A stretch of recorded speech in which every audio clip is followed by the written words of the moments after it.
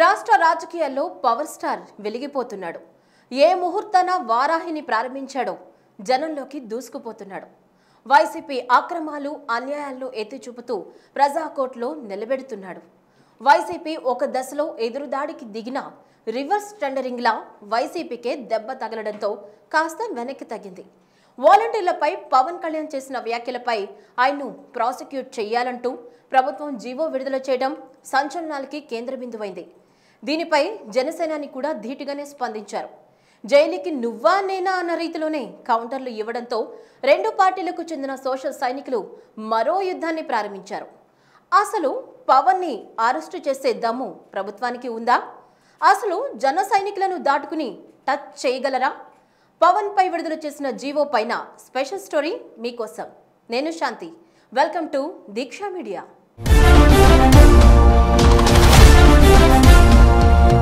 అధికారంలోకి వచ్చిన నాటి నుంచి టీడీపీ నేతలను ఒక ఆట ఆడుకోవడంతో టీడీపీ అన్ని భరించి అవకాశం కోసం ఎదురు చూస్తుంది. ఎన్నికల్లో చూసుకుందాంలే అనుకుందో, లేక ప్రజల్లో ఏమైనా వ్యతిరేకత వస్తుందో అనుకుందో తెలియదు కానీ టీడీపీ మౌనం వహించింది.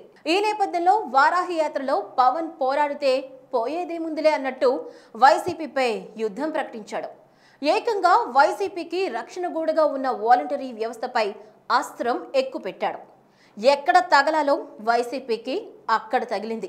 డేటా చౌర్యం ఆయిల్ మాఫియా కంటే ప్రమాదకరమైందని వాలంటీర్లు అఫీషియల్ గా బ్యాంక్ అకౌంట్లు, ఆధార్ కార్డు డీటెయిల్స్ సేకరిస్తే అన్అఫీషియల్ గా వ్యక్తిగత డేటా కలెక్ట్ చేస్తున్నారు.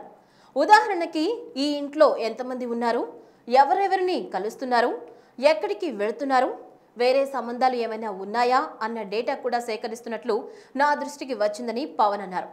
ఈ డేటా మొత్తం నానక్రామ్ గూడలో ఉన్న FOA కంపెనీలో పెట్టారని, దీనికి ముందు మరో 3 కంపెనీల్లో ఈ డేటా సమాచారం ఉంచారని, ఈ కంపెనీలు ఎవరివి, వైసీపీలో ఏ నాయకుడివి, అసలు వాలంటీర్లకు బాస్ ఎవరు అని జనసేనాని పవన్ కళ్యాణ్ ప్రశ్నించారు. కేంద్ర హోంమంత్రి అమిత్ షాకి పూర్తి వివరాలు అందజేసి విచారణ చేపట్టమని కోరానని జనసేనాని తెలియజేశారు. వీళ్ళు FOA అనే కంపెనీ నానక్రామ్ గూడలో పెట్టారు. ఈ డేటా అంతా అక్కడికి వెళ్తుంది. దానికి ముందు 3 కంపెనీల్లో ప్రతి సంవత్సరం కొత్త కంపెనీకి ఇస్తూ ఉన్నారు. నాకున్న ఇన్ఫర్మేషన్ ప్రకారం ఈ 3 కంపెనీలు ఎవరివి, ఈ FOA కంపెనీ ఎవరిది, దీనికి అధిపతులు ఎవరు, దీనికి వైసీపీలో ఉండే నాయకులు దీనికి ఓనర్సా, ఎవరిది, దీని మీద విచారణ జరగాల్సిందే. ఇది నేను కేంద్రం దాకా తీసుకెళ్తాను, జగన్ గుర్తుపెట్టుకో. వాలంటీర్లు సేకరించిన పర్సనల్ డేటా, ఆధార్ వివరాలు ఇలా ఒక్కొక్కటి బయట పెట్టడంతో వైసీపీకి ఊపిరాడని పరిస్థితి. దీంతో పవన్ దూకుడుకు చెక్ పెట్టాలని వైసీపీ నిర్ణయించింది. వాలంటీర్లపై చేసిన వ్యాఖ్యలపై కోర్టును ఆశ్రయించేందుకు నిర్ణయించింది. పరువు నష్టం పేరుతో కేసు దాఖలు చేస్తే చెక్ పెట్టవచ్చనుకుంది. ఇక్కడ రాహుల్ గాంధీపై మోదీ అన్న పేరుతో దాఖలైన కేసు తరహాలో శిక్ష పడుతుందనుకుందో ఏమో కానీ న్యాయస్థానానికి వెళ్లనుంది. అయితే ఇక్కడ కేసు పరువు నష్టానికి సంబంధించినది అయినా రాహుల్ కేసుకు పూర్తిగా భిన్నం. కానీ రాహుల్ గాంధీ లాగా పవన్ కళ్యాణ్కి శిక్ష పడి ఎన్నికలకు దూరం చేయాలని, అలాగే పవన్ దూకుడుకు కళ్లెం వేయాలని వైసీపీ భావిస్తున్నట్లు పలువురు అభిప్రాయపడుతున్నారు. అదే జరిగితే అన్నయ్య చిరంజీవి రంగప్రవేశం తప్పక చేస్తారని జన సైనికులు బలంగా విశ్వసిస్తున్నారు. ఇక్కడ వాలంటరీ వ్యవస్థ పైన పవన్ వ్యాఖ్యలు, పవన్ పై న్యాయపరమైన చర్యలు తీసుకోవాలంటే ముందు ఈ వాలంటరీ వ్యవస్థ పుట్టుక గురించి తెలపాలి. దీనికి ఒక నిర్దిష్టమైన రికార్డు లేదు, అడ్రస్ అంతకన్నా లేదు.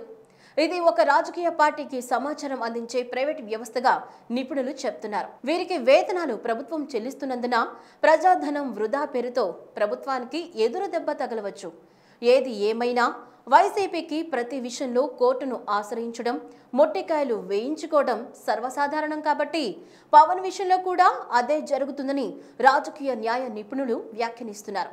పవన్ వాలంటీర్లపై చేసిన వ్యాఖ్యలపై విజయవాడ కోర్టులో వాలంటీర్ రంగవల్లి వేసిన పిటిషన్పై విచారణ చేపట్టిన న్యాయస్థానం సరైన ఆధారాలు చూపలేదని కారణంతో కేసును తీసుకోకుండానే తిరస్కరించడంతో మళ్ళా వారి పరువు పోయినట్లయింది. ఈ విషయంలో పవన్ మరింత దూకుడుగా విమర్శలు చేశాడు. ఎక్కడికైనా వెళ్ళండి, ఎంత దూరమైనా వస్తా, శిక్ష పడినా సిద్ధంగా ఉన్నా, అయినా వెనక్కి తగ్గేదేలే అనడమే కాదు మరింత స్పీడ్ పెంచాడు. అరెస్టు చేసుకోండి, చిత్రవద చేసుకోండి, నేను జైలుకు వెళ్ళడానికి సిద్ధంగా ఉన్నాను. మీలాగా మర్డర్స్ చేసే వాళ్ళని కోర్టులు ఎలా కాపాడతాయో చూస్తాను అని జగన్కు పవన్ కళ్యాణ్ వార్నింగ్ ఇచ్చారు. పవన్ కళ్యాణ్ని ప్రాసిక్యూట్ చేయమని చెప్పి ఇప్పుడే ఒక జీవో ఇచ్చింది. వైఎస్ జగన్ ప్రభుత్వానికి కూడా చెప్తా ఉన్నాను, నేను ఒకసారి మాట చెప్పానంటే అన్ని రిస్కులు తీసుకొని చెప్తా. మీరు నన్ను అరెస్ట్ చేసుకోండి, చిత్రవధ చేసుకోండి, నేను జైలుకి వెళ్ళడానికి సిద్ధంగా ఉన్నాను, దెబ్బ తినడానికి సిద్ధంగా ఉన్నాను. జగన్, మీరు ప్రాసిక్యూషన్ అంటే ప్రాసిక్యూషను, నేను సంసిద్ధంగా ఉన్నాను జగన్. అంటే కోర్టులు కూడా చూస్తూ ఉన్నాయి మీరు చేసే వేషాలు. అంటే న్యాయం కోసం మాట్లాడితే నాకు వస్తాయి పేపర్స్ ప్రాసిక్యూషన్ చేయమని. మీలాగా మర్డర్లు చేసే వాళ్ళని వ్యవస్థలో ఎలా కాపాడితే నేను చూస్తాను. మరో అడుగు ముందుకేసి వాలంటరీ కేసులో నాకు ఉదాహరణకు 2 సంవత్సరాలు శిక్ష పడితే, జగన్ నీపై ఉన్న కేసులో నీకు ఎన్ని సంవత్సరాలు శిక్ష పడాలి? జీవితాంతం నువ్వు జైల్లో ఉన్నా శిక్ష తక్కువే. అది కూడా చూసుకుందాం జగన్.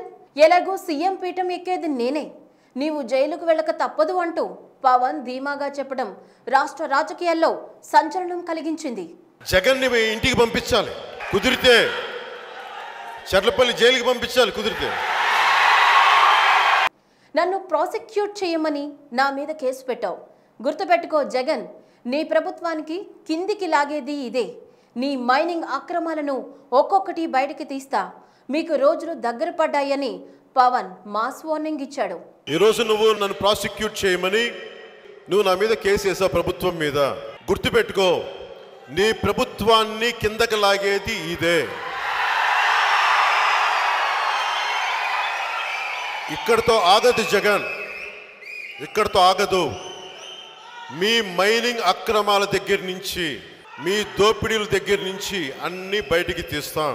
చాలా బలంగా నమ్మకంగా చెప్తున్నాను జగన్, మీ ప్రభుత్వానికి మీకు రోజులు దగ్గర పడ్డాయి. ప్రభుత్వాల దగ్గర ఉండాల్సిన డేటా జగన్ ప్రభుత్వం ప్రైవేట్ పరం చేసిందని, ఎవరు అనుమతి ఇచ్చారని, ఏ జీవో కింద చేశారని పవన్ ప్రశ్నించారు. ప్రభుత్వాల దగ్గర ఉండాల్సిన డేటా జగన్, ప్రభుత్వాల దగ్గర ఉండాల్సిన డేటా మీరు ప్రైవేట్ పరం చేశారు. ఏ జీవో కింద చేశారు, ఎవరు అనుమతి ఇచ్చారు? This is all liable for prosecution. వచ్చి అరెస్టు చేసుకో. హైదరాబాద్లో ఉంటే అక్కడికి నీ పోలీసులను పంపించు, లేదా మంగళగిరిలో ఉంటా అక్కడికి నీ పోలీసులను పంపించి అరెస్టు చేసుకో. కేసులకు భయపడేవాడైతే పార్టీ ఎందుకు పెడతారని పవన్ కళ్యాణ్ ఎద్దేవా చేశారు. ప్రాసిక్యూట్ చేయి, ఐఎమ్ రెడీ. నేను హైదరాబాద్లో ఉంటే హైదరాబాద్లోకి రా, నీ పోలీసుని పంపించు, ఓకే? లేదంటే నేను మంగళగిరిలో ఉంటా, లేదా గోపాలరావు గారు మీరున్నా, నాకేం భయం లేదు, కూర్చొని. ప్రశాంతమైన ఉత్తరాంధ్రను, ముఖ్యంగా వైజాగ్లో భూ కబ్జాలు, అక్రమ మైనింగ్, ఇల్లీగల్ యాక్టివిటీస్తో నాశనం చేశారని వైసీపీని దుయ్యబట్టారు పవన్. వైసీపీ ప్రభుత్వం వచ్చాక నేను చెప్పాను, ఆ రోజున మీరు అందరూ వైజాగ్ నుంచి వచ్చారు, నేను చెప్పింది కొండలు ఉంచరు, ఇల్లు కొండలతో సహా దోచేస్తారని చెప్తే ఈ రోజున ఋషికొండ విషయంలో ఎంత ప్రూవ్ అయిందో మీ అందరికీ తెలుసు. వైజాగ్లో ఎన్ని భూ కబ్జాలు, బెదిరింపులు. ప్రశాంతమైన ఉత్తరాంధ్ర అది. గొడవలు ఉన్నాయి, ఎప్పుడు రాజకీయ గొడవలు ఉన్నాయి, ఘర్షణలు ఉన్నాయి. ఈ స్థాయిలో ఎప్పుడు దోపిడీలు లేవు, ఈ స్థాయిలో కబ్జాలు లేవు. ఇప్పుడు జనసేనతో కలిసి నడిస్తే మీ 2 తరాల భవిష్యత్తుతో నడిచినట్లే. ఒక్కసారి నన్ను నమ్మండి, ఒక్క ఛాన్స్ నాకు ఇవ్వండి అన్నారు. అలాగే తండ్రి లేని బిడ్డ అని జగన్కు ఒక్క ఛాన్స్ ఇస్తే ఇప్పుడు ఏం చేస్తున్నాడో చూడండి అని వ్యంగ్యంగా చమత్కరించారు. జనసేనతోటి నడవటం అంటే భవిష్యత్తు కోసం నడవటం, ఒక తరం కోసం నడవటం, 2 తరాల భవిష్యత్తు కోసం నిలబడటం. నన్ను విచారణ చెయ్యమని వైసీపీ ప్రభుత్వం కోర్టుకెళ్తున్న సందర్భంగా దీని మీద న్యాయ పోరాటం చేద్దాం. జగన్ సై అంటే సైనే, నేను రెడీ, చూసుకుందాం దా అంటూ పవన్ మాస్ వార్నింగ్ ఇచ్చారు. ఈరోజు వారు మనల్ని విచారణ చేయమని, ప్రాసిక్యూషన్ నోటీస్ చేయమని చెప్పి కోర్టుకు వెళ్తా ఉన్నారు. దీని మీద మనం పోరాటం చేస్తున్నాం, సంసిద్ధంగా ఉండండి.